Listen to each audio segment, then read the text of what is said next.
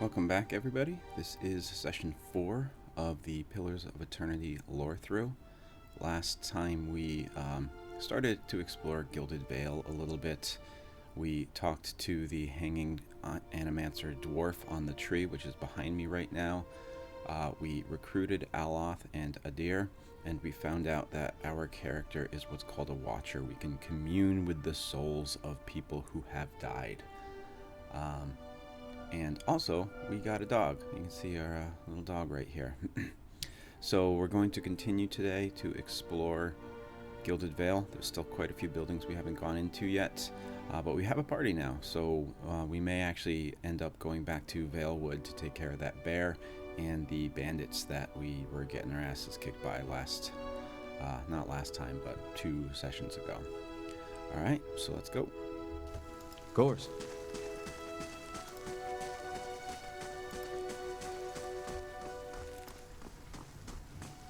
I forgot about the Church of Aethys too. The basement down here might be a good place to check out at some point as well. Speed it up.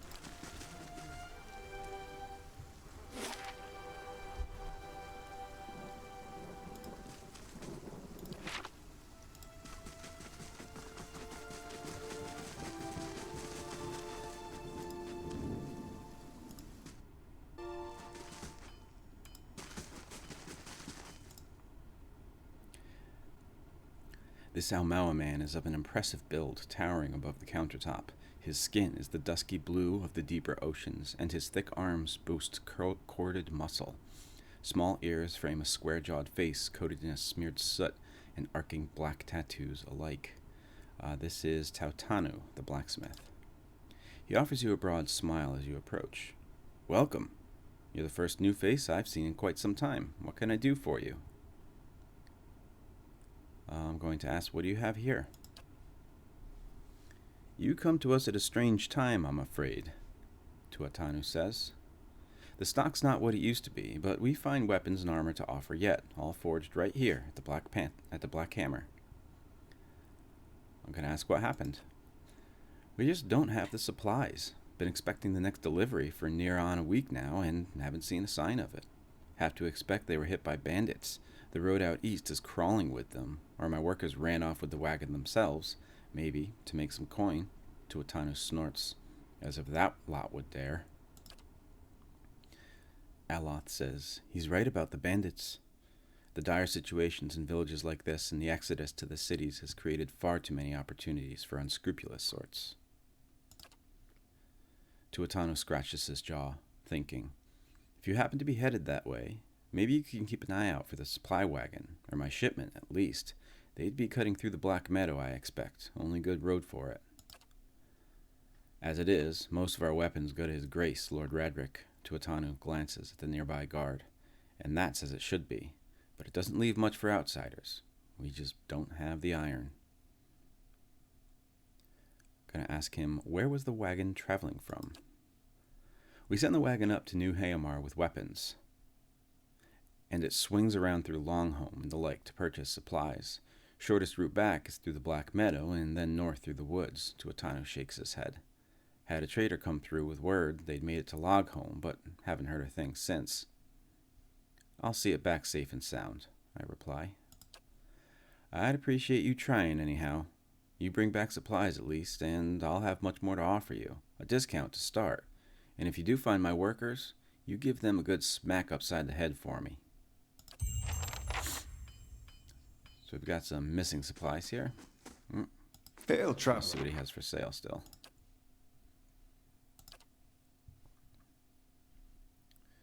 Got some unique items up here. Let's take a look at them.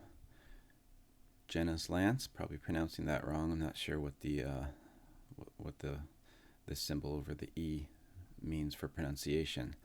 Not actually a proper lance, but rather a pike. The weapon was gifted to an Orlan maid, along with the goat by her wizard, Master Cabrindo, who was forced to show her the door after a number of episodes of remarkable clumsiness and brash carelessness that had left this grimoire waterlogged and his laboratory in ashes.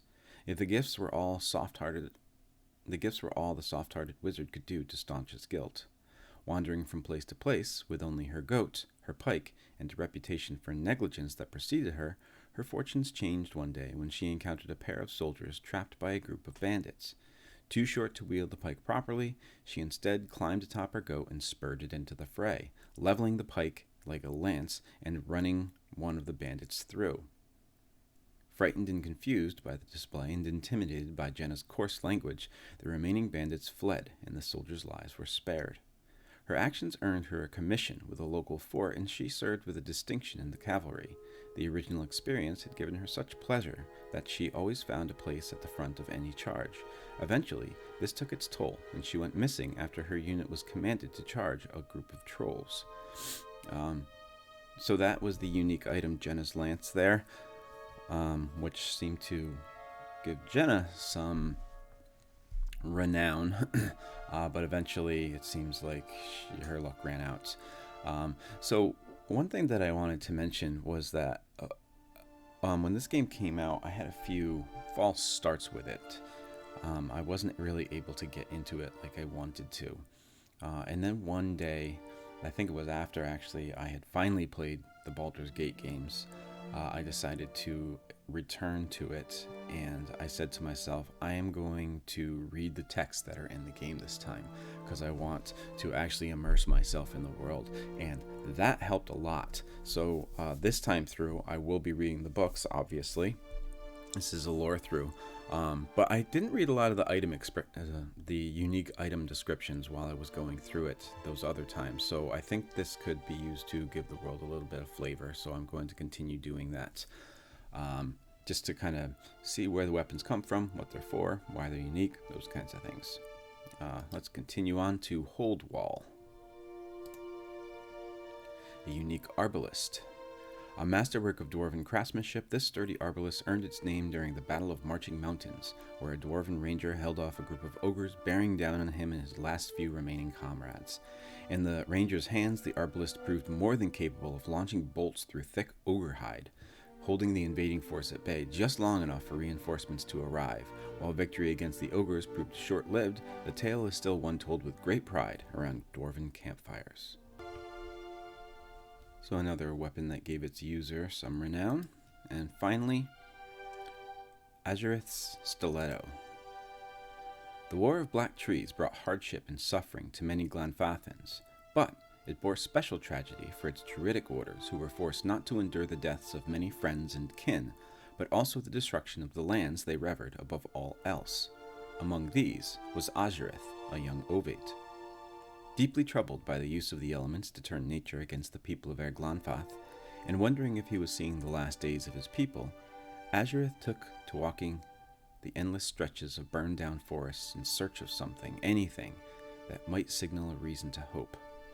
He found it in an old ironwood tree, thick and gnarled with roots, that ran in waves through the ground as though they'd been woven there. It stood as it always had, though singed well up the side of its trunk by now, while everything around it had been incinerated by the soldiers of Deerwood, leaving a wasteland of 1,000 acres in every direction. Azureth plucked a single branch from the old tree, making sure to express his profound gratitude. An accomplished organic artificer, Azureth reshaped the branch into a blade that would rival any made in a forge. He refused it with the strength of the elements, vowing never again to be at their mercy, and resolving that if the tree could endure, so too could he. In his hands, the blade would find its way into the hearts of many soldiers who stood at the edge of forests with torches and barrels of pitch, and by the war's end, he had saved many forests from the flame. So this mentions the War of Black Trees in this one. So this is actually the second of the big four conflicts between Adir, the Adir colonizers, and the natives of Erglanfath.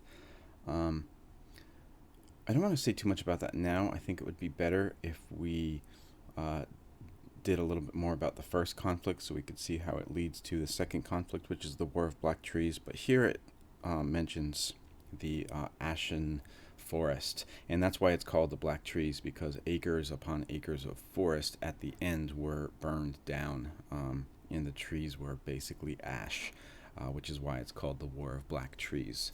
So I just wanted to mention that there, and when we talk a little bit more about the Broken Stone War, maybe we'll get into the War of Black Trees. The third conflict is called the Cooper's Rebellion, and the final conflict was called the War of Defiance. There were a lot of conflicts between the Adir colonizers, and Air Glonfoth.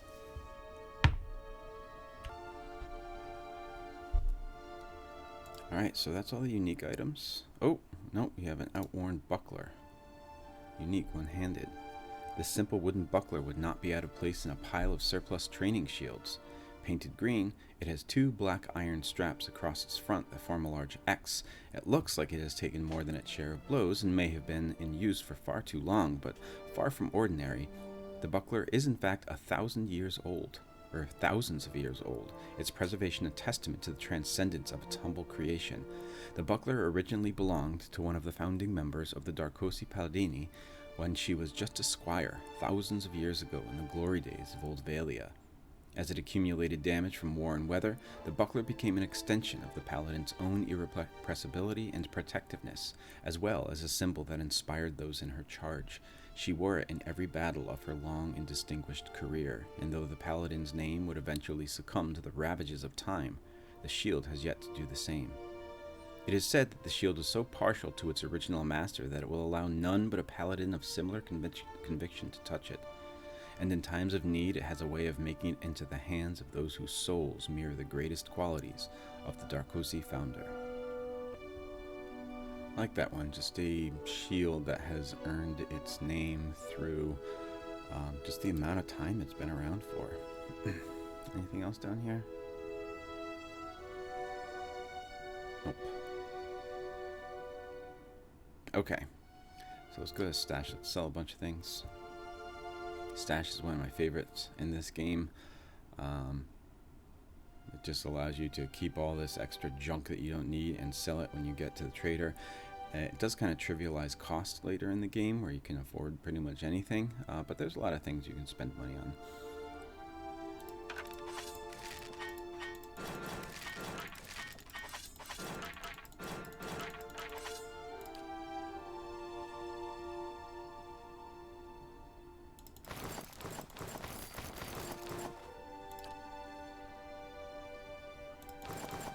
I like that hat. I'm gonna keep it. Alright, so we got 680.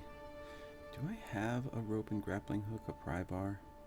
It's this bronze horn figurine. Though tarnished and lusterless in its remarkable age, the intricate inscriptions texturing still discernible on the hoard surface, along with the artifact's obvious longevity, suggests an object of expert workmanship. Oh, it summons an animat. Alright. So we've got enough camping supplies. Let's see. And, okay, so we don't have a rope and grappling hook. Or a pry bar, so let's just have those on hand. Those can be used during the scripted interactions.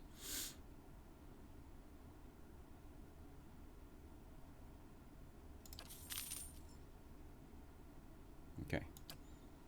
And I know we need one in the Valewood up there. We need a grappling hook in the Vale. 2 gold-plated NPCs. Tuatanu is Aumaua. We're going to get more Aumaua when we meet... is it Kana or Rana? I don't remember his name, but he is a Aumaua companion that we can have, so we'll get into more about them when we meet him. The bellows sigh into the furnace, and the coals burn brighter still. Daily affirmations of focus and efficiency. Right-click for details. This book is Daily Affirmations of Focus and Efficiency. It's a list. 1. All errors can be reforged into lessons. Abidan rebuilt himself from ruin. No setback is insurmountable, not even death itself, so long as the soul is dedicated to the task. Abidan is one of the gods of creation. He was the blacksmith god. 2. Work hard, work well. Abidan demands only honest labor and forthright service. All errors can be reforged if your first intentions are pure. Makes sense that this would be in the blacksmith shop. 3. All ignorance can be reforged into knowledge. Master your craft, excel at what you have been trusted to do. Do not offend your teacher by remaining a student forever. 4. Each generation must forge its successors. Teach your trade to all who are willing to learn, and in doing so, multiply the fruits of your knowledge. 5.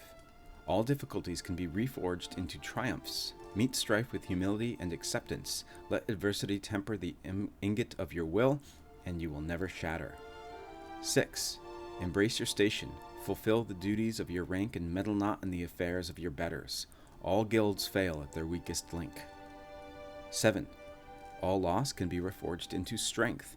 Profitable work heals all emptiness. So long as you have the tools of your trade, you will always be able to forge wealth anew.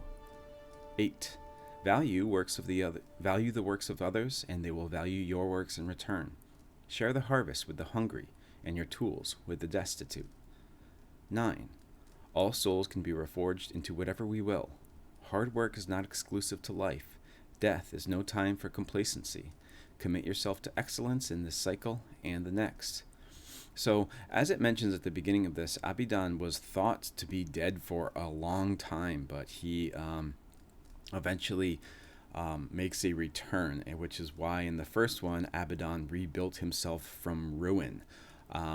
So these daily affirmations of focus and efficiency, I really like them. They thematically connect with Abidan's own life, also with the blacksmith, and it's talking about reforging failed works into something better, whether that be something that you physically smithed or some kind of character trait. So I think this is kind of a cool little book right here, a cool little example of world building. I'm going to take it from him. Alright, who else we got? I already read that. Can I speak to the apprentice? If you want to buy something, it's Tuatana you should speak to. It's a guard. Dented and dull, these swords look ready for the forge. The shifty little Orlin better watch himself, says a guard.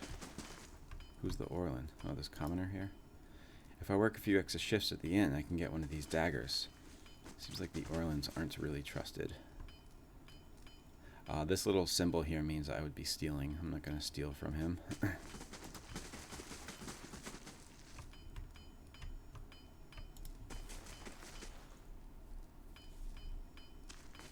An account of Tuatano's sales. The pages are nearly empty, meaning he hasn't been doing so well of late, maybe?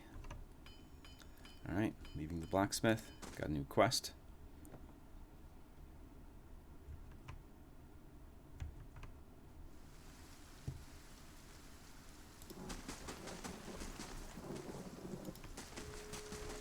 Where should we go?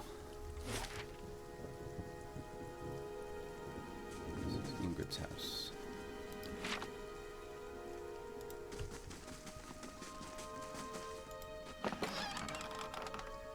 Get some ale and beer.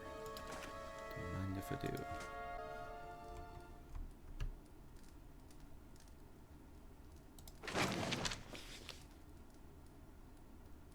Deerwood, Part 2, The Broken Stone War. Alright, here we go. So we already read Part 1. Let's go to Part 2, The Broken Stone War. I mentioned this earlier when we were reading an item description about the, was it called the War of Black Trees? This is, the Broken Stone War is the first major conflict between Erglanfath and the Adiran colonists.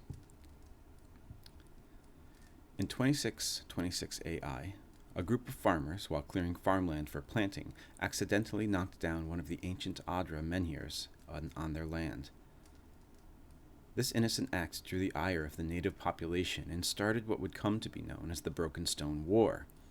When it was finally over, several thousand colonists had been killed, as well as hundreds of the Glanfathans.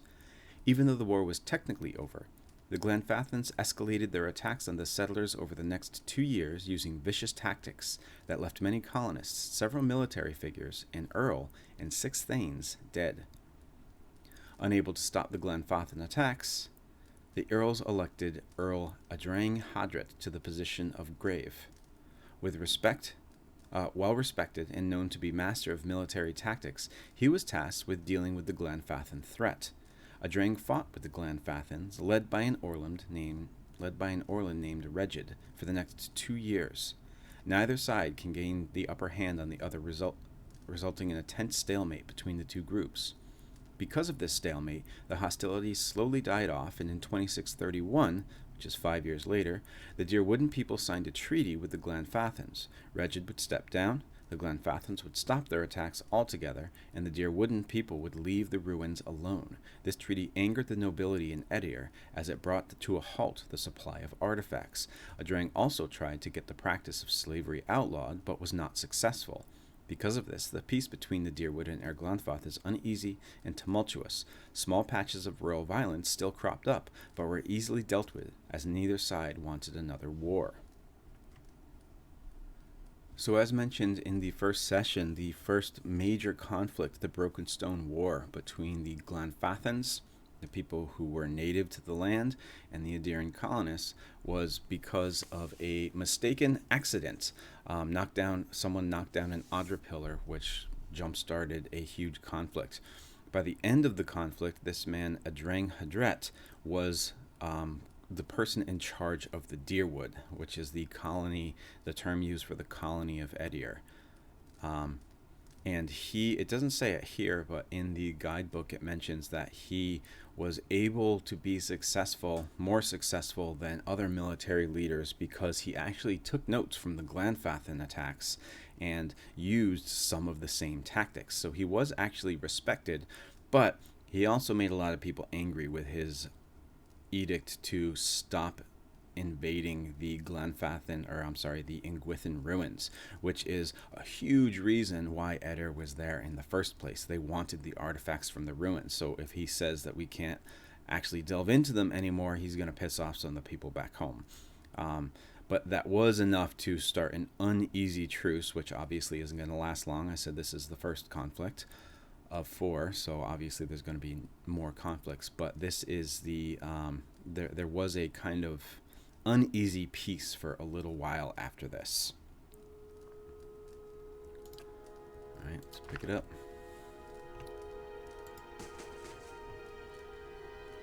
Ingrid. This man and woman appear to have been deep in conversation, working at closing 2 bulging satchels. They move to embrace until the woman notices your approach and pauses, her smile faltering a little. It's always funny in RPGs when you just walk into people's homes, catch them in moments like this. I wonder if this is kind of a little nod to that. Continue. Well met, friend. Ingrid, can we help you? She looks to her companion, brows furrowing with confusion. Do you know this man, Nanton? Nanton coughs. Yes. I think we met in the Valewood. I warned him about the bear. He inclines his head. Glad to see you've made it. Was there something else you wanted? So this is the guy who told us about his partner who died to a bear attack in the woods.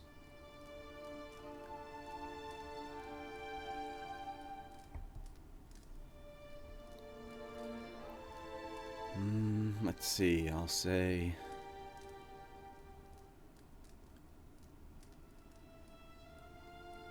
You two seem to be in a hurry. Yes, I imagine so, Ingrid laughs. We're packing for a trip, actually.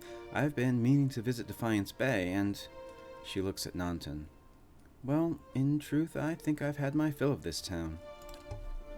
Nanton reaches to take her hand. It's time for some new scenery, he says. Is there anything you can tell me about Gilded Vale? Ingrid smiles wryly. Only that you want to be moving on as soon as you can. You've seen the tree, I imagine, but the rock goes deeper. If you were looking for work, I'd say you had better chance of it elsewhere. We're headed for Defiance Bay ourselves, Nanton adds. Goodbye. Something's going on between these two. I would like to find out more, but maybe I asked the wrong question. This bottle of Sunriad, is half empty. Got some silver lucius, which are worth 3 copper pawns each. Greetings.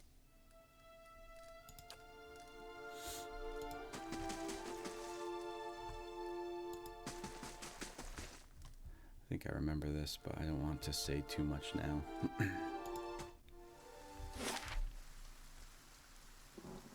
Let's head to the windmill up here.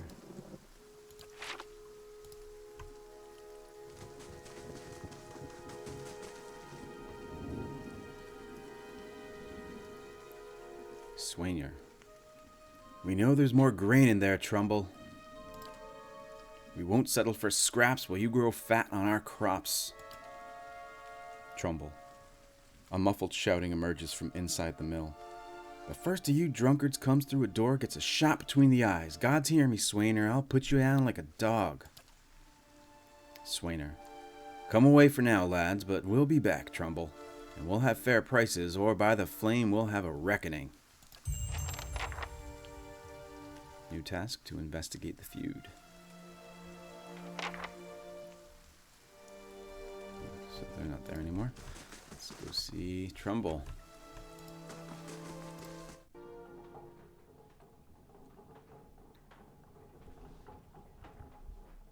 Trumbull. An elven man stands before you, his relatively stocky build suggesting a life of labor. His face is pale and drawn and his eyes wide. Behind him, a younger man and woman exchange worried glances. Trumbull. The miller raises a club as you enter. It shakes violently in his grip.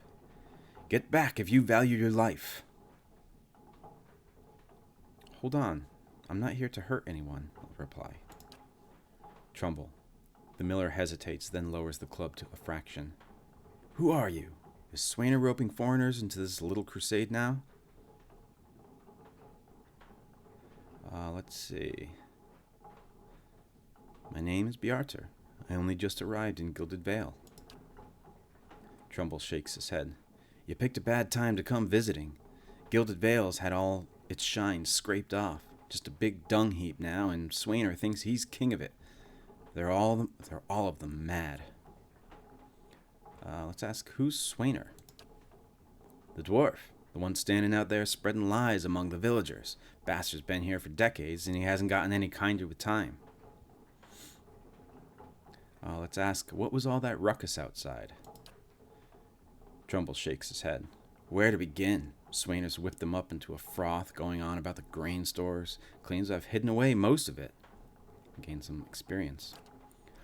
This is Trumbull, all I do with the grain is sell it. I can't create it out of thin air, and I can't hand it out for free. I pay the farmers for the crops they bring in, and I sell what comes out of the mill. Most of it goes to the Black Hound on the west side of town, for ale, and Swainer and his lot don't mind that part. Trumbull. You take a look at the fields on the way into town, the crop's blighted, and most of what I'm getting from the farmers, Trumbull gestures to the sacks and containers, it's gone off, rotted through. I can't pay top prices for blighted wheat, and I've barely got enough good grain to go around. Swainer's howling after things he has no right to.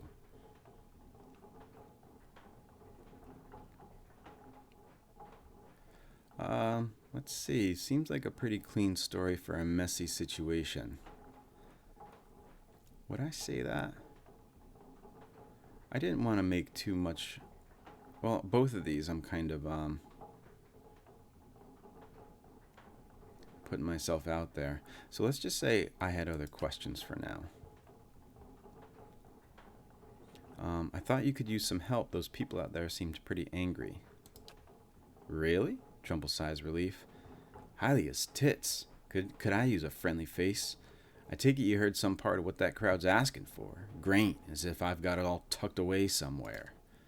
Swainer's been egging that lot on for days now. They've been keeping clear so far, but if things keep on like they are, I don't know how much longer we've got before things get messy. Please, if you're not here on his behalf, maybe you could go speak to Swainer. He won't listen to me anymore, just explain that we're all getting smaller rations now. We're all making sacrifices. I'll go see what I can do. Trumbull the miller all but sags with relief. I'd be grateful if you did. He won't listen to me anymore, but maybe you'll have better luck. Tell him we're all having a hard time of it, and we'll all have to make some sacrifices. will be in your debt for it if you can convince him.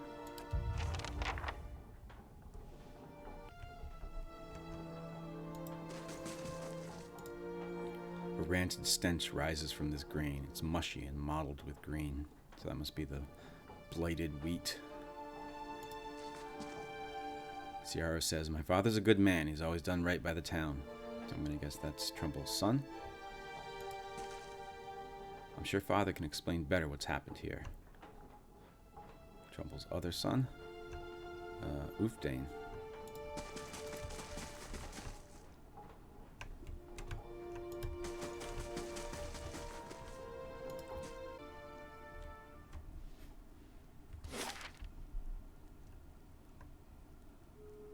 See if these buildings are enterable. They don't have a waypoint marker, but let's see.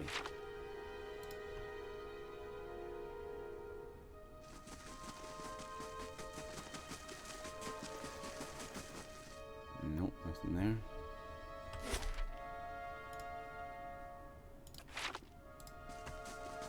This one is.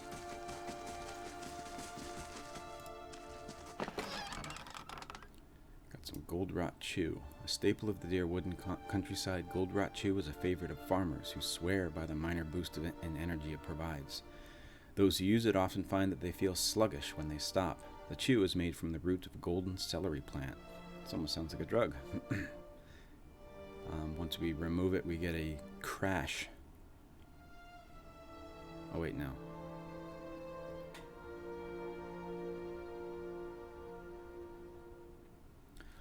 Ah.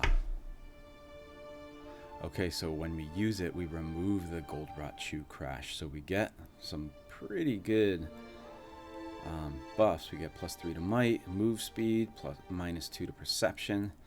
But then we get a crash after 600 seconds. And to remove it, we need to eat some more gold rot chew. So yeah, this seems like some kind of tobacco type drug or something.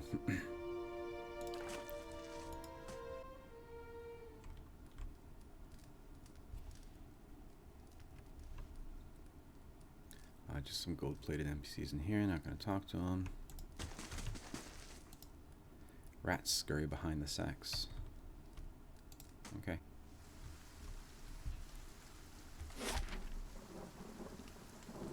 Have I gone to Offer's house yet? I don't think I have. Let's go there. That'll be the last place we go in Gilded Vale.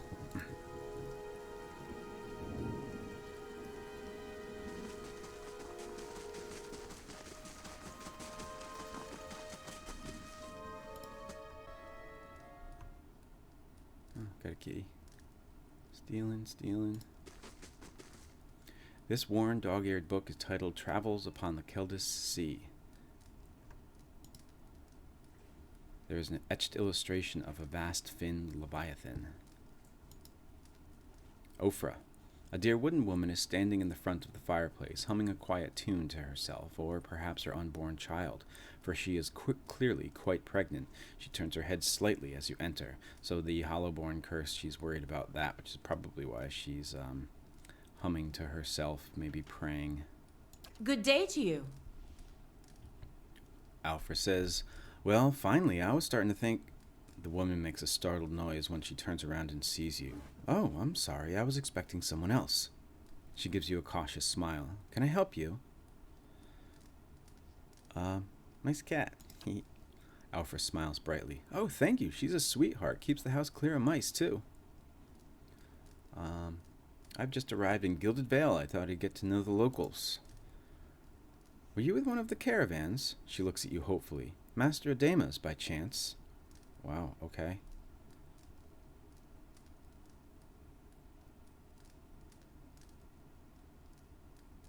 You knew Odema? "Well, no more than most here, I'd say. He doesn't usually come this way, but they say he's a reliable old fellow." She pauses, brows furrowing. "Wait. Why are you saying new?" "I'm sorry, but the caravan was attacked. I was the only one to survive." Alfra covers her mouth with a hand, eyes wide in horror. For a few moments she can manage nothing but a strangled, voiceless gasping, her eyes brimming with tears. I told her it was a dangerous path to take. Kalisha was always so certain she could take on any danger. So this must be the sister that Kalisha was talking about in the first session. Alfra sniffs. Oh, my poor sister. I'm sorry, stranger. I can't believe she's gone. If only I hadn't called her here, if I hadn't written to her, she might still be alive, somewhere. Alfra's face crumples and a solitary tear slides down her cheek. Kalisha mentioned you thought you needed help. Perhaps I can provide some assistance. Alfra looks at you with some surprise before dabbing her nose with a sleeve. I think this is a good answer for Bjarter. He might feel a little bit indebted to Kalisha for his life, and this could be a way to make things, to kind of pay for that debt. That's kind of you to offer, but I don't know if I could impose this on you. It's not a small favor. Alfra wipes at her eyes. I'm worried about the baby, about the legacy. I told Kalisha as much as I could, but all I know is that for a long time now, every child born in Gilded Vale has been soulless, empty. It's happening to so many mothers, and Lord Radric, he's exiled all of them, calling it a sign of God's disfavor. She sniffs. With my Halthord gone, I don't know how I'd manage if I lost my home, too.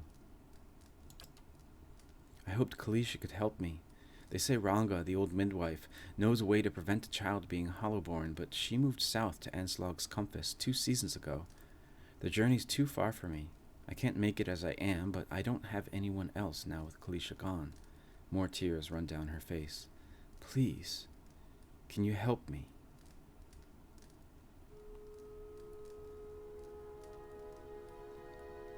Going to be the nice guy. I'll find Ranga for you. Alfra blinks, eyes wide. You will? Oh, God's bless you. Here, I'll give you coin to pay her with. You needn't trouble yourself with that. I think it's a drink she fashions out of, well, I'm not sure, but it shouldn't be too much of a burden to carry back. Anslog's Compass is what we call the lagoon to the south. You'll have to cross the wilds to get there. That's what keeps me from trying myself. She clasps her hands together. Thank you again, truly. You'll be saving us both. She sets a hand on her stomach, smiling through her tears. So, new quest, A Mother's Plea. Everything in here is stealing.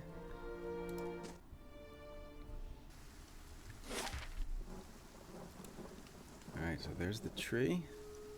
There's Ingrid's house. There's the smith. And then, yeah, just roads out. Let's go to the other exits and see what's available to us.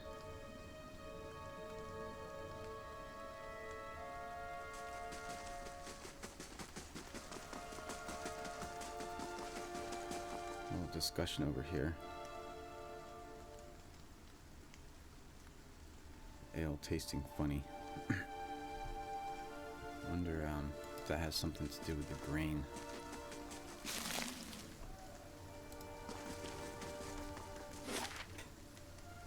So Magran's Fork is now open down here. Eventually I want to go back to Valewood. But let's check the other exit.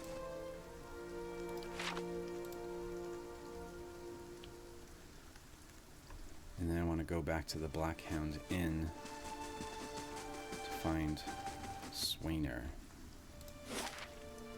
Nothing else opens from this one.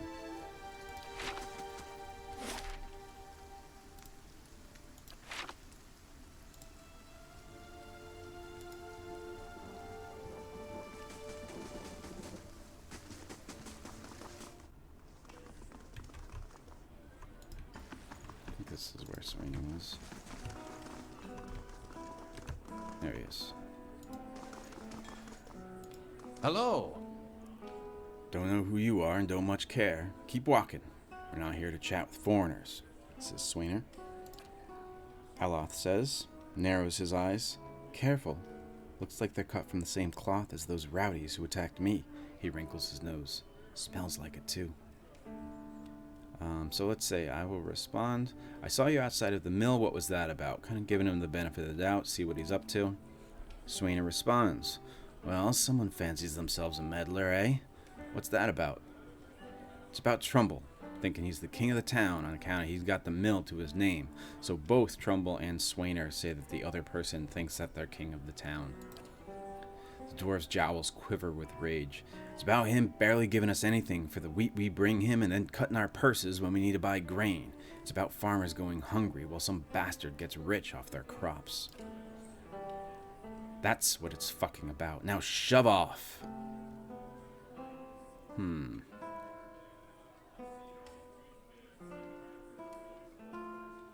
Let's buy him around. What if I buy you all around, but you talk to me then? Swainer considers it, briefly. He looks to the others. Fair enough. You bring us something to wet our throats, and might be I'll feel up trading words.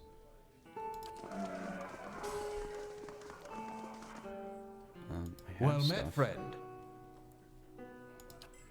How can I give it to him? Maybe I don't have enough?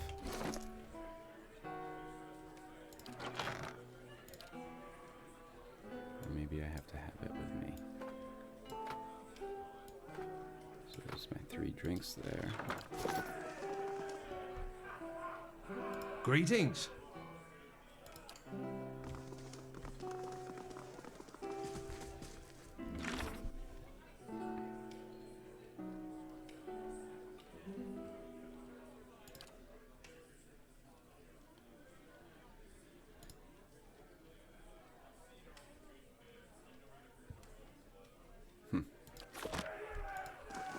Buy it? Gods keep you.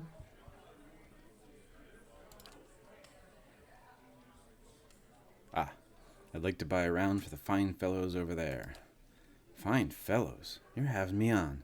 Any more fighting and I'll have to ban Swainer from the inn entirely. Until then, it's 6 copper pieces for the lot. That's Pasha, the innkeeper here. I'll give her the 6p. 60p. Right. Here, 3 drinks for 3 fools. Just take care with them. They're a hot-tempered bunch. Seems like they're not well liked by the innkeeper either. Greetings. I bought drinks. Hey, so you have, Swainer says. By the flame, I never thought I'd be so happy for a mug of Blackhound's shit beer.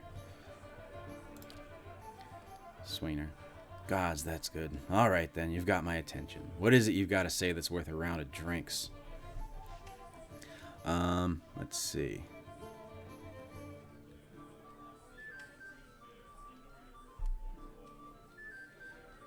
Let's just learn a little bit more about what's going on.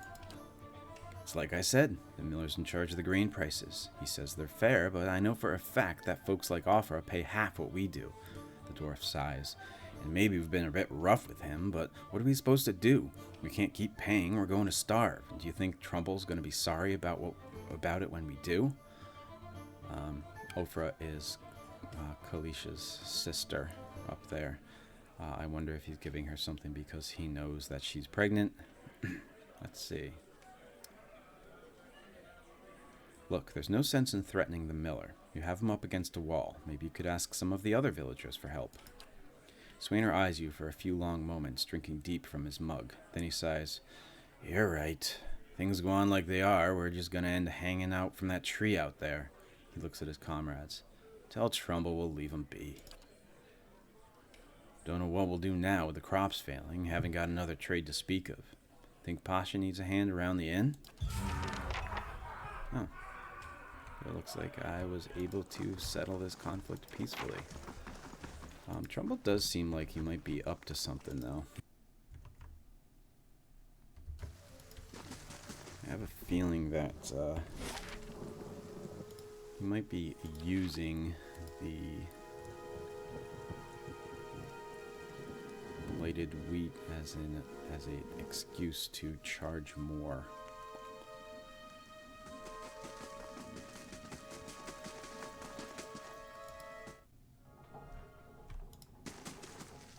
Good day, stranger. Spoke to Swainer. Trumbull takes a deep breath, and what did he say? I've convinced him to leave your family in peace. Trumbull. Why, that's... Really? That's great news. Wasn't sure you'd get through to him. They're out of their mind with drink half the time. I owe you a great debt. Here. He pulls a coin purse from his hip. and pushes it towards you. Today's earnings to show my appreciation. You can be sure I'll let everyone know what you've done for me.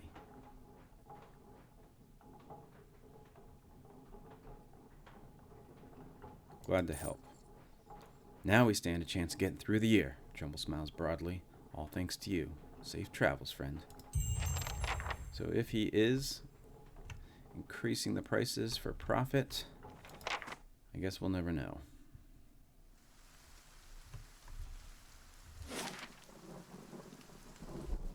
I didn't check the road east yet.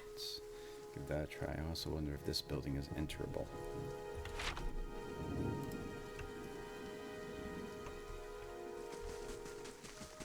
I see a door over here.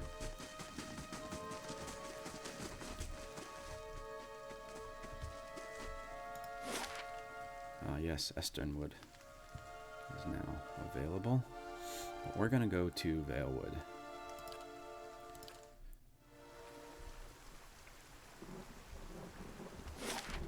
Alright, so the bandits were over here. Need a grappling hook over here, and this is where the bear is over here. We got a few things to do here.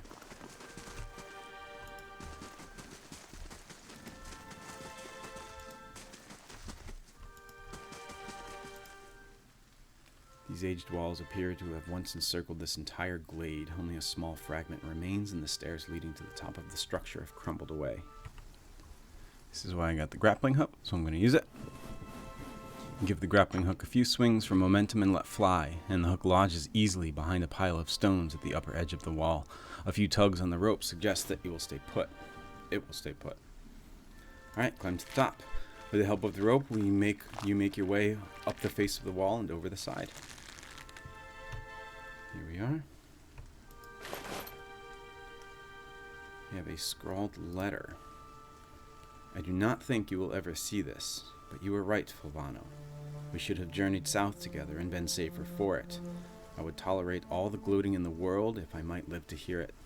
I've put myself out of reach of the beasts circling below, but I am done for all the same. I don't think I will rise again. Whoever finds this, pray for me. Perhaps in the next life, I shall be a trapper of wolves. Some guy died here. More camping supplies. Regular leather armor. Fulvano's gloves. Hands, +2 dexterity. Though never as famed as he would claim, the Valian explorer Fulvano was known as an eccentric man who wished to see the world. Where possible, he traveled by foot to gain locals' appreciation for the sights, sound, and smells of the lands he passed through. In practice, however, Fulvano often claimed that his exploration proved only that the world outside of the Valian republics was a foul, smelly place that paled in comparison to his homeland. These gloves are said to have belonged to Fulvano, who often found himself in need of some protection as he climbed harsh terrain or maneuvered through forests. While thick enough to provide some warmth, they are meant first and foremost to be flexible enough not to hinder their delicate tasks. So, some magic things. I want to look at this scrawled letter again. I do not think you will ever see this, but you were right, Fulvano. We should have journeyed south together and been safer for it. So did Fulvano give this man the gloves to go out on his own? Looks like it. Either way, gonna take them. I want to put these in the stash. And where are these? Nope. Not into where these. Okay.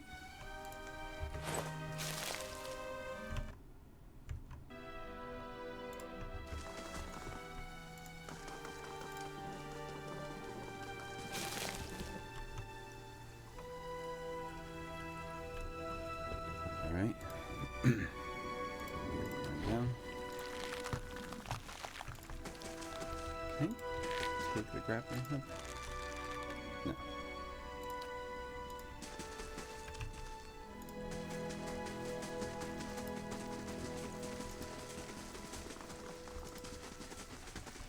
Alright, here they are.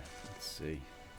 Tenfrith, the young dwarf tending to the stew, looks up, startled as he sees you approach. He drops his ladle, spattering stew to the ground. What? The bandit turns. Get him, you dogs! and make sure our new cook doesn't run off. Help! Please help me, Og! One of the bandits gives Tenforth a kick as they pass him, and he huddles. Got outlaw, bandit, bandit. Let's see what spells we got here for Aloth. Cast some missiles at him.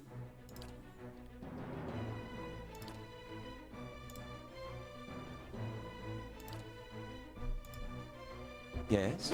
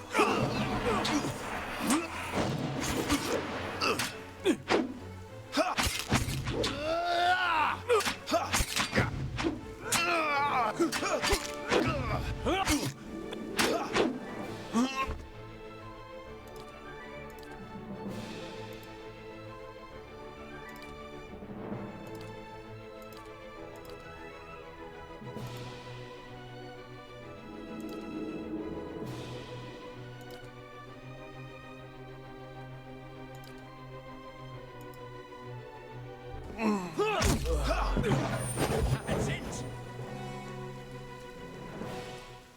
Got him this time.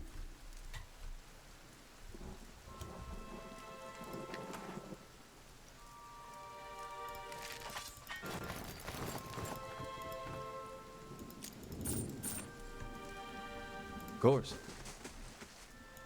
Good day to you. Tenforth says, "By the flame, thank you, thank you, thank you. I thought I'd be stuck cooking for these ignorant weasels for the rest of my life, or until they were bored with me, I suppose. Did Pasha send you? She must be beside herself. I must get back at once. But listen, the next time you're in Gilded Vale, make sure to drop by the Black Hound. I'll let her know what you've done for me, and I'm sure she'll do right by you in turn." So this is the cook that Pasha sent us after. Oh, to be back at my oven again. So the inn can start serving good food again. Ooh, I didn't realize that I gave all that stuff to a deer.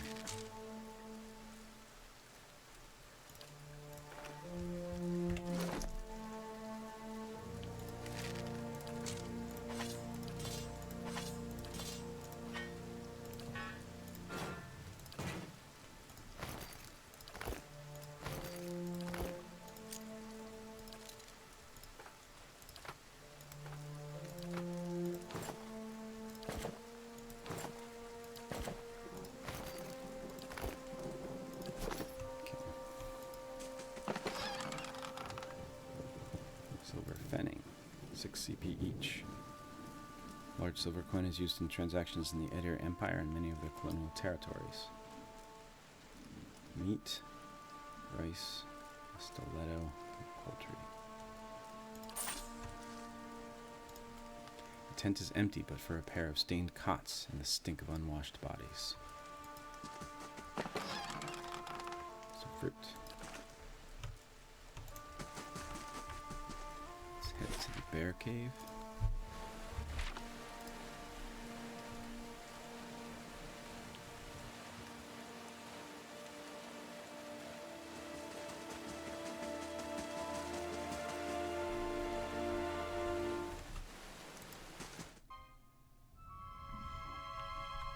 Alright, let's see if we can beat up this bear.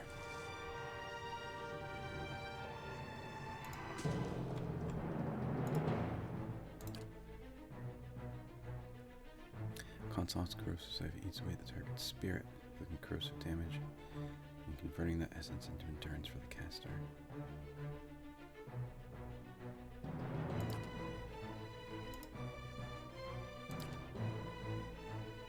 I'm gonna save up to use one of my second level cipher spells. Let's see if he can be knocked down. Yes? Love!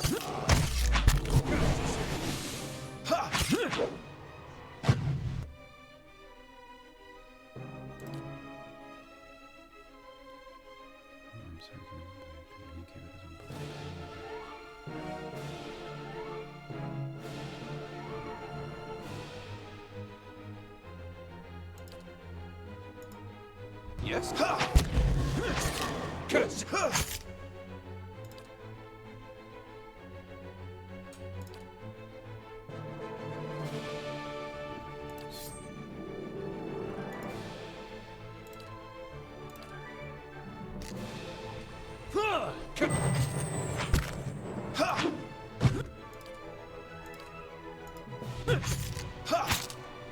Love. There goes the bear.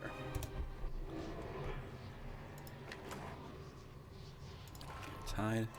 Of course. Purple swirling energy over here means that we can speak to its soul. And this is, unfortunately I forget his name, mice crawl through the eye sockets and over femurs. But this is the companion of the man that we saw in Ingrid's house.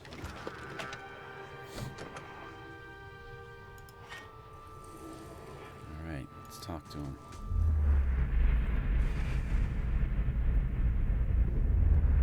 Lost spirit. Figure drifts, suspended in the musty air of the cavern. Its form and features blur and twist in cascading ripples of incandescence. You feel its energy eddying about your limbs, filling them with a heavy chill. Reach out. You reach out a hand for the spirit. In the moment of contact, you feel as if you have been struck a blow, head reeling as you tumble helplessly into the waiting darkness. Light blooms at the edges of your vision. You feel the sun at your back and the weight of a bow in your hand. You know, suddenly, that you have come a long way from the Vale, hunting deer. Now you are standing before a cavern, and the darkness extends far into its depths. Even so, your friend strides out before you, his red cloak flapping at his heels. You follow, heart hammering in your chest, as he leads you deeper into the cavern. There is a roar like thunder echoing around you. Fear seizes you, casts you stumbling back towards the exit, towards light and escape. You see a glint of steel, and there is a sudden terrible flash of agony behind your knee. You scream, stumble, fall. Your thoughts are chaos, lanced through with pain, but in a moment of terrible clarity, you see your friend look back from the mouth of the cavern, his dagger daubed in the crimson to match his cloak. And then there is a great dark shape above you, and then there is more pain.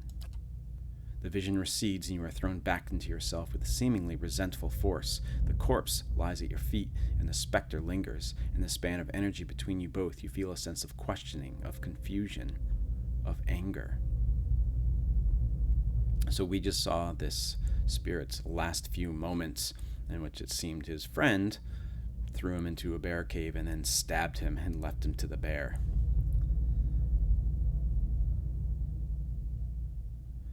I met him on the road, your friend, I'll say to him.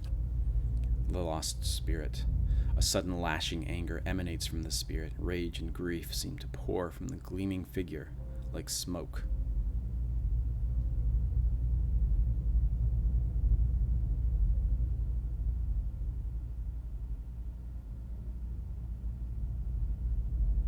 Should I take revenge out on him, or should I just leave him dead? I have some sense of honor. I'll find him and see that he answers for what he's done to you. For a moment, the spirit seems to burn bright, and your head fills with a sickly triumph. The spirit seems to weaken with the force of its own exultation, growing fainter and fainter, until you are alone once more. Let's see what it says here. Confront Nanton. In the Valewood, I happened upon a curious hunter who told me his friend had been killed by a large bear in the area. After exploring the area, I found the cave of the bear and Pearlie's remains. I experienced a vision of Pearlie's last moments, which revealed a far more sordid truth. His friend Nanton hamstrung him as he was attempting to escape the bear. What reasons Nanton had for this are unclear. Perhaps I will find more answers by confronting the man himself. Nanton lives in the nearby town of Gilded Vale. Seems pretty clear to me. He is, him and that woman are definitely having an affair. And I think that woman was married to Pearlie.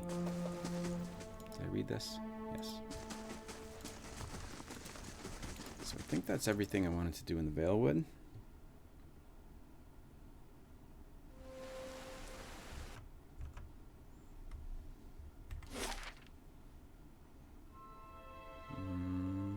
Yep, I think so.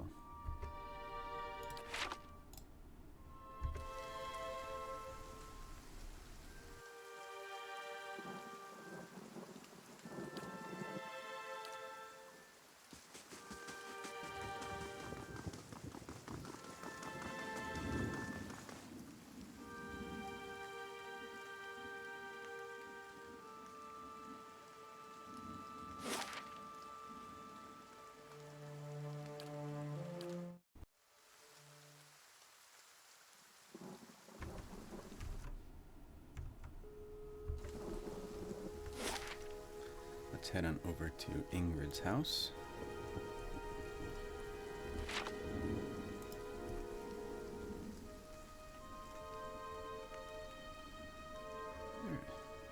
It's probably pretty boring to watch the icons on the screen. I wonder if there is an option to have a hotkey for going to the follow cam.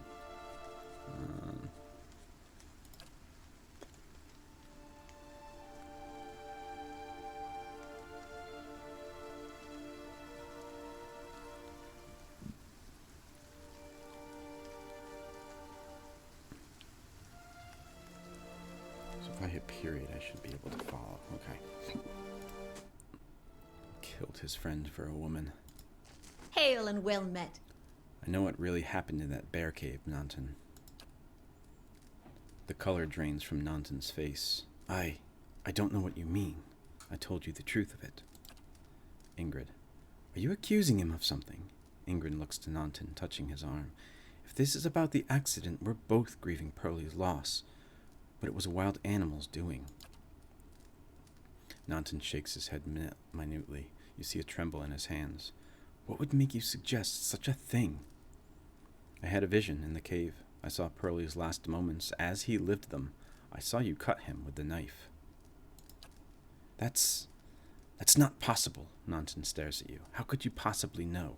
His hand falls to his sword belt. I left no sign. Ingrid. Nanton, wait. Ingrid raises a hand. I don't know what you saw in that cave, but this isn't what you think. Pearlie, my husband, he was as much a beast as that bear. I tried to leave the first time I suffered his temper, but he wouldn't have it. She looks away, expression pained. Nanton, we met and I knew I'd found someone special, someone kind, who cared for me. Please, all we want is to leave this place, to start somewhere else. She looks down at the satchels. We've some coins saved up. You could have it, if you'll only let us go. I mean, I guess I should believe her. I guess there's no real way to know if she's telling the truth.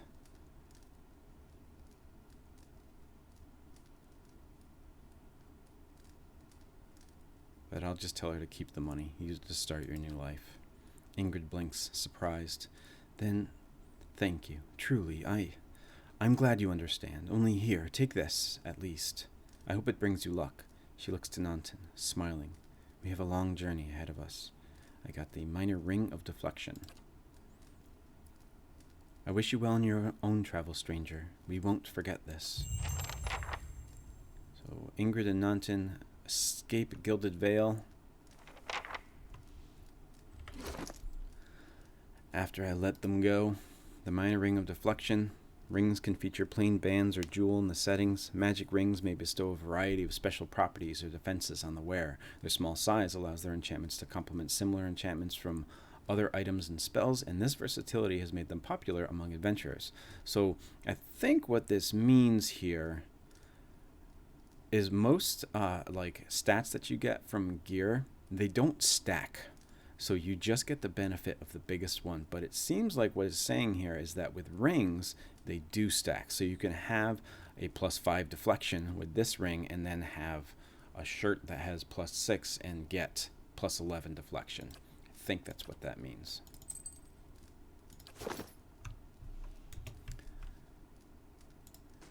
So let's go to the Blackhound Inn now.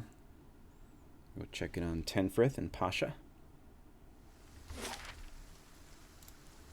And I will also try the new period button and see if we can follow.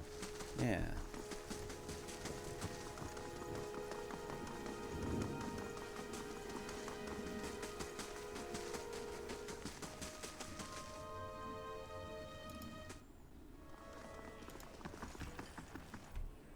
Hello.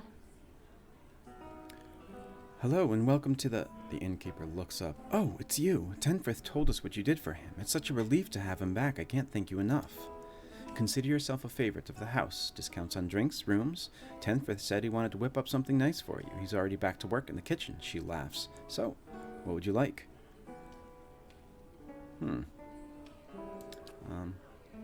Certainly, you're always welcome. Oh, a lot of experience. Some gold. Got some gold now.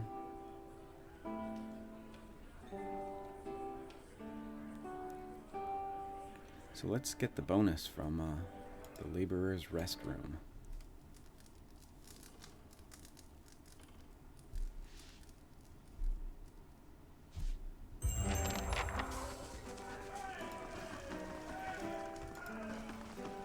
Let's get this meal from Tenfrith. Ah, it's you, my savior. He makes a sweeping gesture to indicate the kitchen around you. It's so good to be back. Do not think I will let this go unrewarded. I have decided that you earn the right to learn one of my most closely guarded secrets, my dearest recipe. After this, you will eat nothing else. The party has gained a recipe, savory pie. A savory pie helps keep you hale and hearty. May it serve you well in your travels. In the past, I haven't really engaged with the crafting system in this game. And I do have the stuff to make a savory pie, which is grain, beer, and meat. Sounds good to me. Let's craft it. And what does it give me?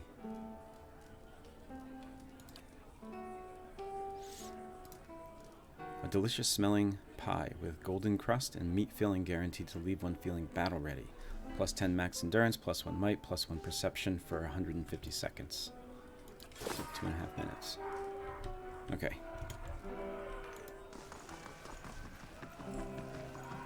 I think that's everything I wanted to do in Gilded Vale. So let's then head south to Anslog's Compass to help Pasha's sister Ophrah. I think we have to go through Magran's Fork to get there.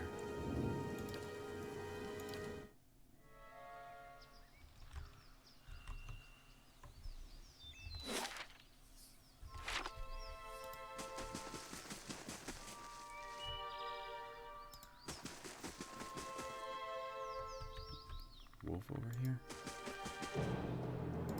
Usually not alone. Let's see.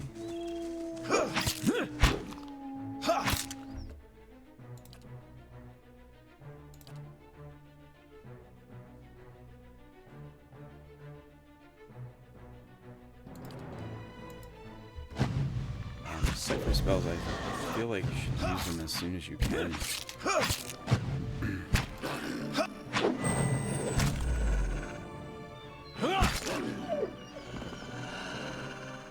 This is just building up focus, and it seems to reset to 12 every time, and I think that's gone up from when I was level 1.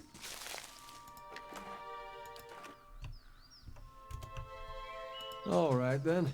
You have a bonus now, you'll see. The laborer's resting bonus.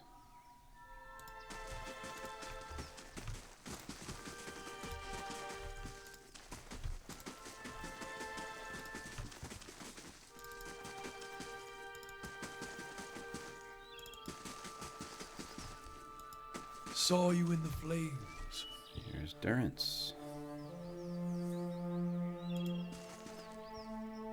Durrance, squatting at the base of this statue, is an incredibly ugly man with bulging red cheeks, raked by pox scars and a scraggly beard.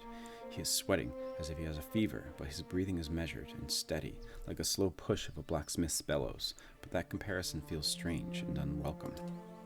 The next comparison, possibly sparked by his grin, is that of a bear trap, and then out of nowhere there is a hint of alchemical fire that fades almost as soon as you identify the smell. Come to pray at the statue? The question mark is barely there as the man makes the statement. The statue takes on a reddish cast as if one is holding a torch to it, then slowly blossoms into waving flames. The man doesn't turn as the statue blossoms into fire. The others are welcome, but it's best if just you and I trade words, and your shadows stay quiet. Hands off their weapons, both arcane and steel. It's only you I want to trade words with anyway. I swear before the whore that is Magran, no harm will come to you in her shadow, if that's enough of a promise for you. If not... A staff rests easily in his hand. It wasn't there a moment ago. So Durrance is I believe, a priest of Magran who has been disillusioned by her.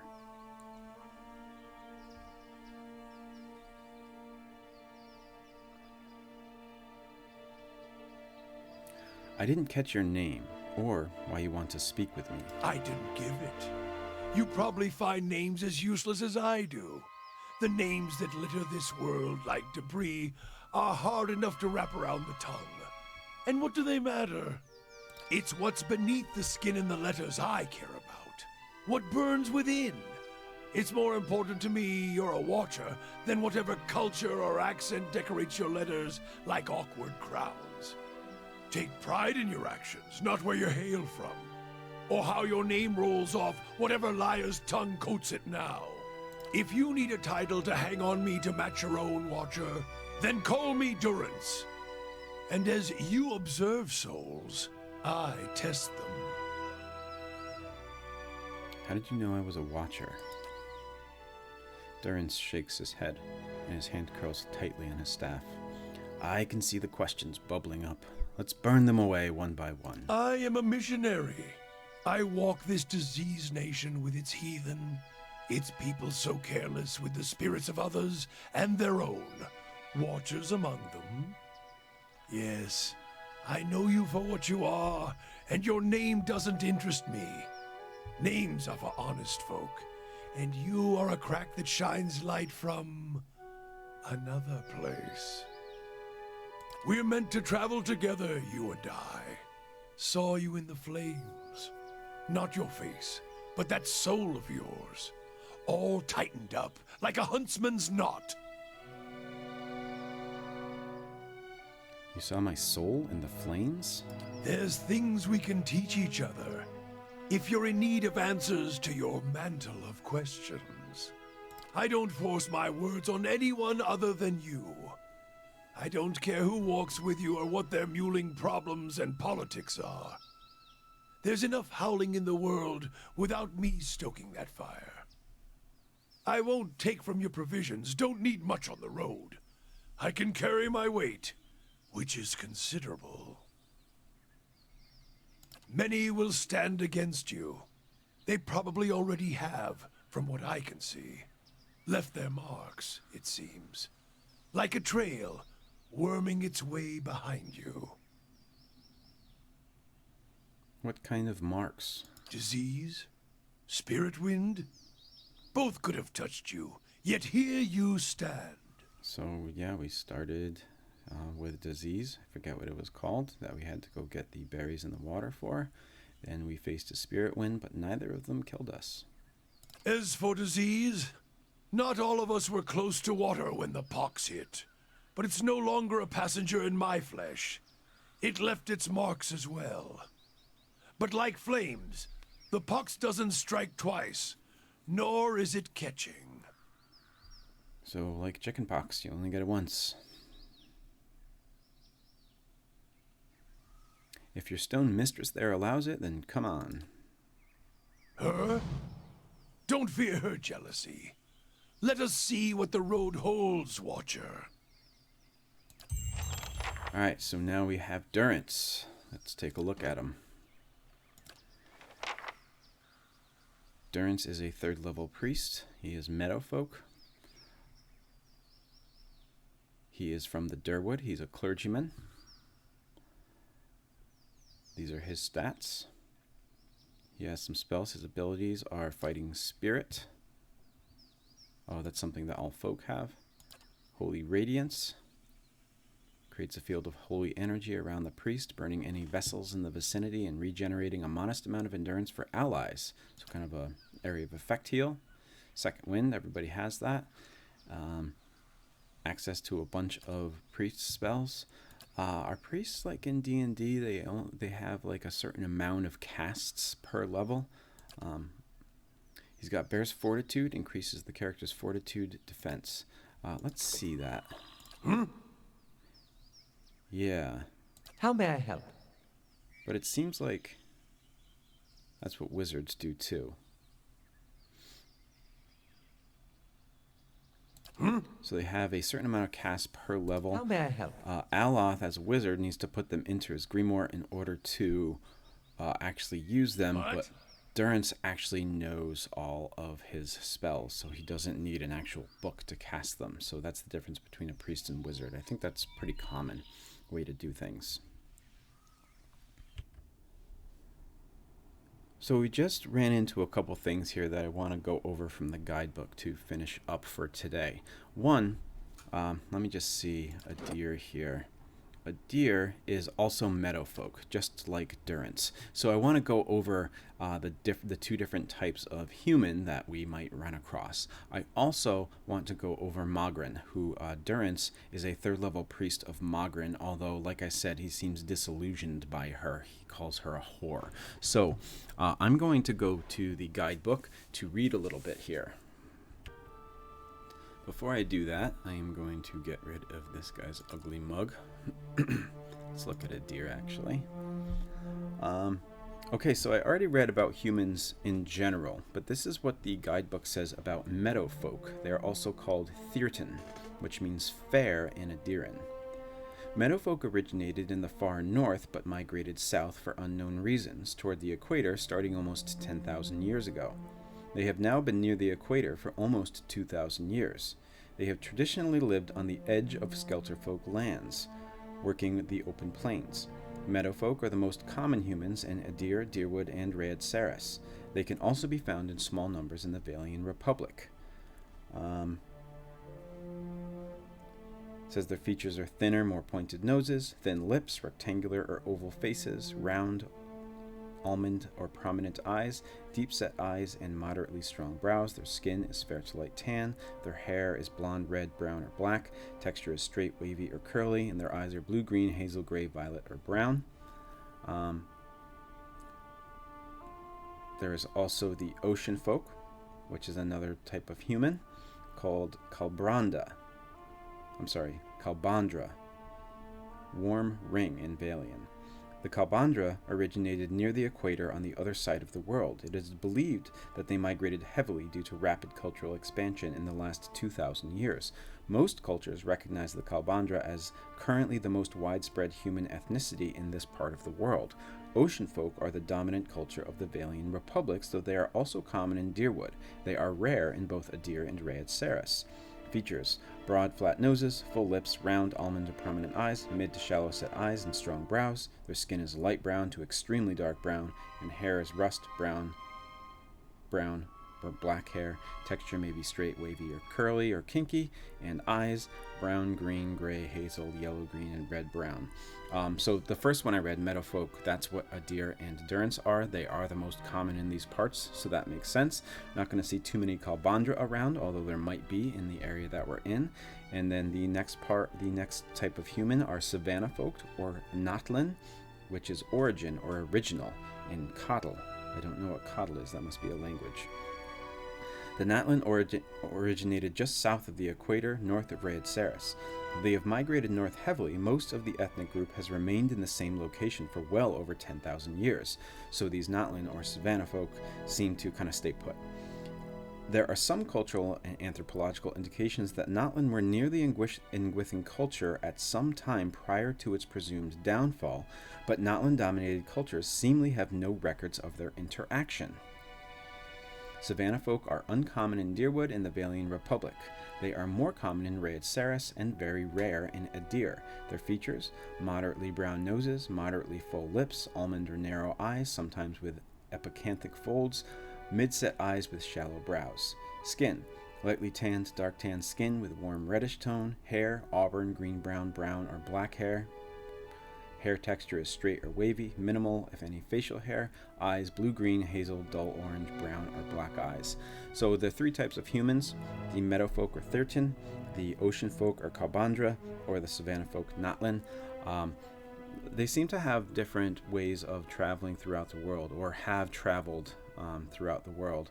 The Thyrton folk originated in the far north but migrated south. The ocean folk seem to have just kind of spread out from the equator, and the Natlin have kind of stayed put near the equator.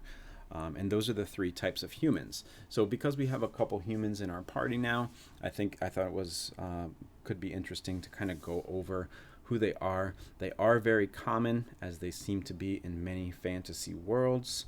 And I know a lot of times in fantasy worlds, we talk about what humans actually are, because they are on a separate world here, so can they really be the same as what we would call a human here on Earth? So I think human is just kind of like a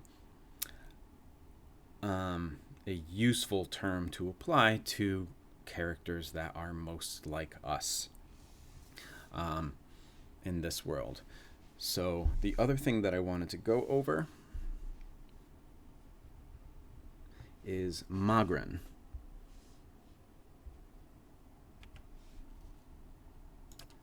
So because this is Durance, I am going to show his face here. Sorry about that. So Magran, one of the gods, no aliases.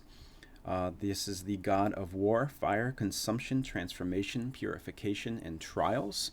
His allies are, her allies are Abidan and Galawain. Her foes are Aethys and Hylia. Her symbols are a flame and a flaming spherical bomb. Magran is the Adiran name for a goddess of war and fire. Magran's priests commonly employ firearms, and rumors among Aethasian clergy support that they even helped construct the Godhammer bomb used to destroy Saint Widwin. We talked about Saint Widwin, I believe, when we read the early history of the... Oh no, it was the 10 Years a Farmer, I think it was called, book. And we learned that Widwin was a farmer who was inhabited by Aethys, another god, and started the war. And the war was ended by the Godhammer bomb. So here we have a mention of the Godhammer bomb, where it says, rumors among Aethasian clergy support that they even helped construct the Godhammer bomb used to destroy Saint Widwin. So Magran priests are thought to have had something to do with that. Following the Saints' War, that's the war I was just talking about, Magran became the most popular deity in Deerwood. In Adir, her symbol is a flame, but in Deerwood it is a flaming bomb, probably because of the Godhammer bomb. Worship of Magran is extensively persecuted in Rhaed Saris, probably because she was responsible for the Godhammer bomb.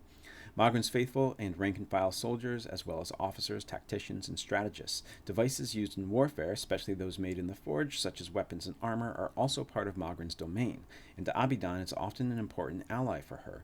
Her priests view battle and warfare as inevitable among human activities that should be pursued with single-minded efficiency. Consequently, she is not a goddess of battle lust or celebration as much as military excellence and passionate discipline. More philosophically, priests of Magran view warfare as the apotheosis of mortal struggle, not something that should be undertaken at all times, but, when undertaken, an endeavor that elevates mortals into a state of divine awareness. Lesser forms of adversity, physical or otherwise, are also celebrated by the Church of Magran as trials that transform for the better mortal and spiritual lives. So we learn that she is the goddess of transformation, and it seems like the things that she values are a reflection of that. She, it doesn't say that priests and followers of Magran look for conflict or find glory in conflict, but find it necessary. And if you take part in conflict, then you are elevated. You have gone through something that is worthwhile. So again, it's not like they go out looking for wars, but being a part of a war is a very important part of a Magran follower.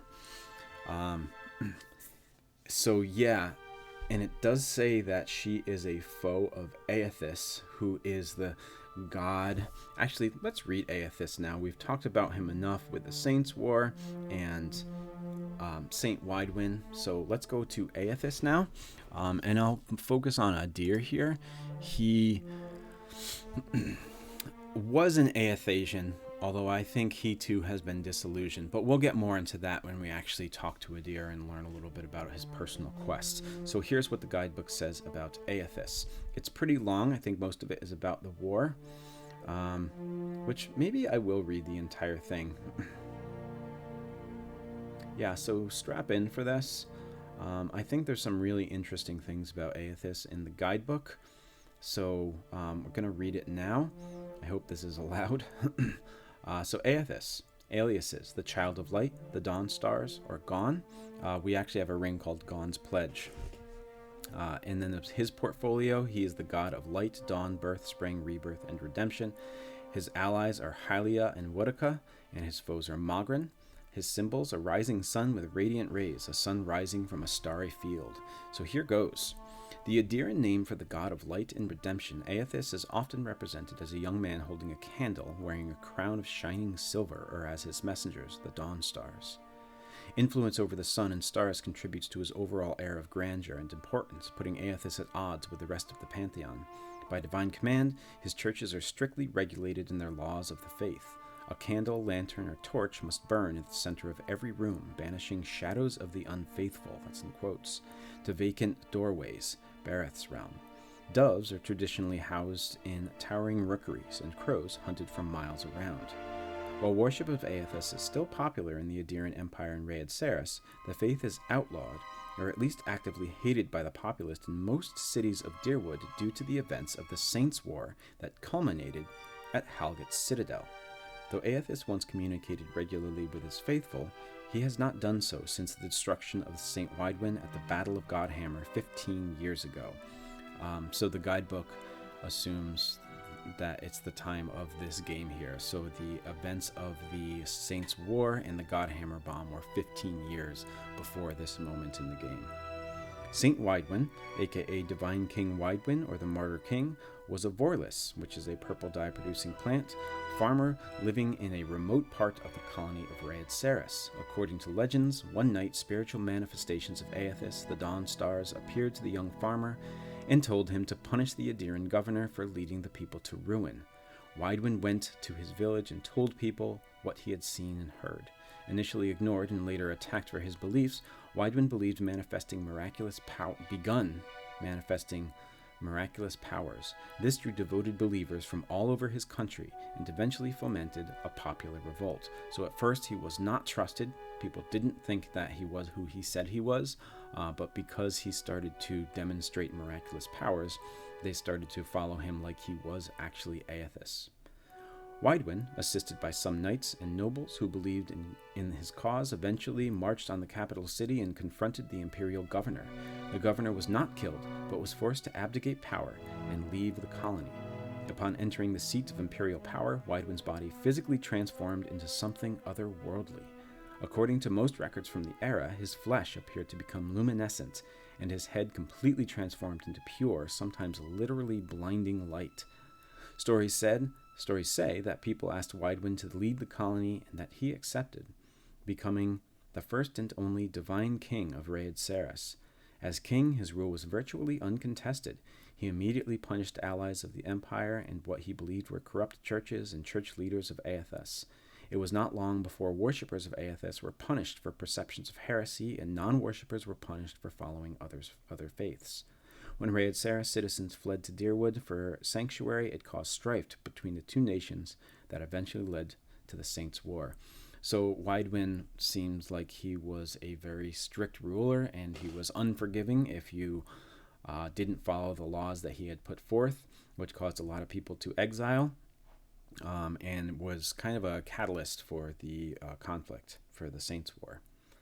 During the conflict, Widwick personally led many battles and exhibited extraordinary supernatural powers. Accounts describe him as being virtually untouchable, and rumored that he was indestructible, possibly a full manifestation of Aethys' power in the world. He was able to burn or even fully disintegrate enemies with beams of pure light. It was not until the Battle of Halget's Citadel that he was significantly wounded. On that occasion, he was more than wounded. He was fully destroyed. The Deerwoodens had constructed and placed a massive bomb inside the stonework of an ancient bridge, Evanduir Bridge, leading to the Citadel gates. They also warned and swore to the Rhaed Sarans that Widwin could never cross the bridge, trusting that his ultimate confidence would lead him directly over it. This was exactly what happened, and the resulting explosion apparently destroyed Widwin, half a regiment of Rhaed Saran knights, and about a dozen Deerwoodens who sacrificed themselves to stall the saint on the bridge. The Dawn Stars are another manifestation of Aethys, which most people agree to have not been seen since they visited Widwin. According to stories, the Dawn Stars appear as the ethereal forms of a man and two women who represent three of the brightest stars in the sky, often the last three to remain visible before the sun rises. They act as heralds of things to come, or as heralds of things Aethys wants to come, and as advisors to mortals in critical junctures.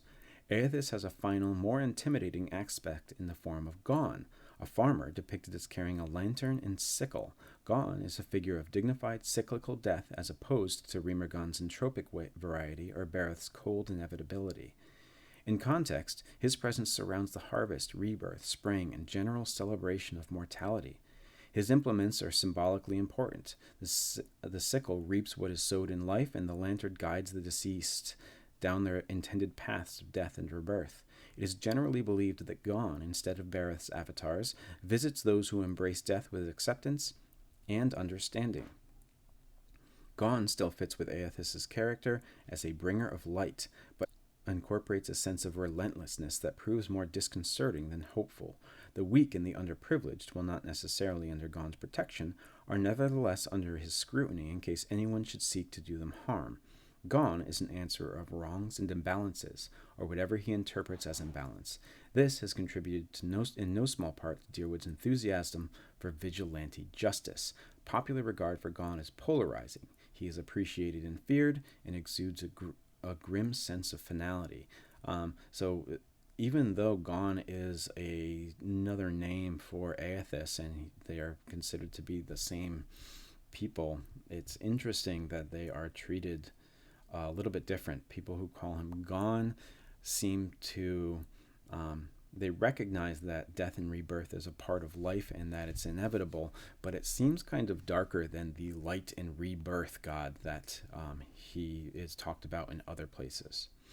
And the final paragraph of the Aethys section says, "The Night Market is a secret society of extraordinary devoted Aethasians who operate in Dyrwood. In addition to ministering to the needs of ordinary Aethasians who cannot worship publicly, the Night Market attempts to track and fight against any dark forces that would threaten Dyrwood. Their hope is that they can mend the relationship between Dyrwoodans and Aethys by performing heroic patriotic acts for the benefit of all residents in Dyrwood." So this is the vigilantes that I was talking about a little earlier. However, some members of the Night Market wish to transform the purpose of the group into something quite different, an anti-Dyrwood organization seeking revenge for the Battle of Halgut Citadel. So, because of what happened at Halgut Citadel and the Godhammer bomb, these Night Market people have taken it upon themselves to try and get revenge for the death of Aethys and Saint Widwin. So, I know that was a lot to read, but I think Aethys is, as far as the story in both Pillars of Eternity game goes, actually one of the most important, if not the most important gods. I'm not saying he's the most important god in this world. I just mean that he is the most important god for understanding this story. Aethys is the god who inhabited Saint Widwin, and after that, after the Godhammer bomb, that is when it is largely believed that the Hollowborn curse started to affect newborns in the Dyrwood. So people think it is a kind of revenge of Aethys, who is causing children to be born without souls. So because of the effects of the Saints' War and the death of Saint Widwin to the Godhammer bomb, that is largely what is driving some of the main conflicts that go on in the game here. So I think it's important to understand him, his many aspects, and how people worship him, what they think, and what they do as a way of vigilante justice and as a way of trying to honor a god that is thought to be dead after the events of at Halgut Citadel and the Godhammer bomb. So I think that's all I wanted to talk about as far as that goes. We met Magran and Aethys in the guidebook. We have a fourth party member, Endurance. I'm going to be completely honest, he is not my favorite character in this game. He kind of annoys me. His story is a little interesting, but it's mostly just through dialogue that you get his quest. But yeah, we have a party of 4 now. We have a priest, a wizard, a cipher, that's my player character, and finally we have a fighter.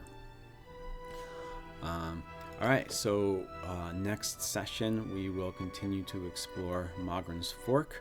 Maybe we will get to, what was the other quest that we got? Oh, the shipment of weapons that the smithy lost in Gilded Vale.